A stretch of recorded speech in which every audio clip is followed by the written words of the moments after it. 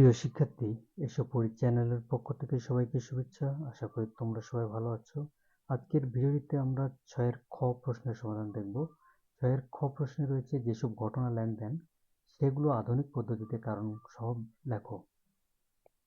এখানে যদি আমরা দেখি, এখানে রয়েছে আধুনিক পদ্ধতিতে কারণ সহ লেখো।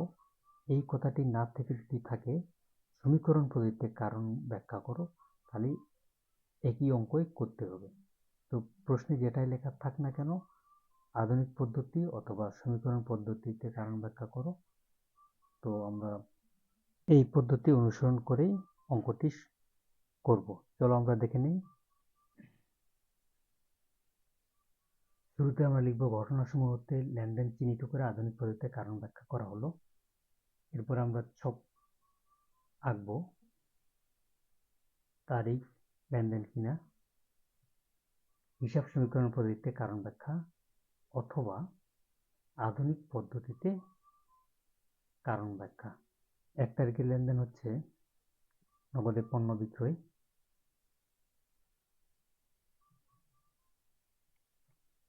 আমরা ব্যাখ্যা দেখি।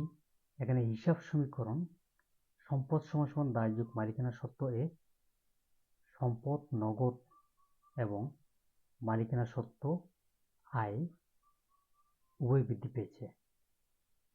নগদে পণ্য বিক্রয়ের মাধ্যমে নগদ টাকা বেড়ে যাচ্ছে, অর্থাৎ সম্পদ নগদ বেড়ে যাচ্ছে, এবং মালিকানা সত্ত্ব আয় বৃদ্ধি পেয়েছে বা বেড়ে গিয়েছে। এরপর তারিখটি হচ্ছে জানুয়ারি 18। এটি একটি লেনদেন। আমরা ব্যাখ্যা দেখি। এখানে হিসাব সমীকরণ সম্পদ সমান দায় যোগ মালিকানা সত্ত্ব এ সম্পদ নগদ হ্রাস এবং মালিকানা সত্ত্ব ব্যয় বৃদ্ধি পেয়েছে।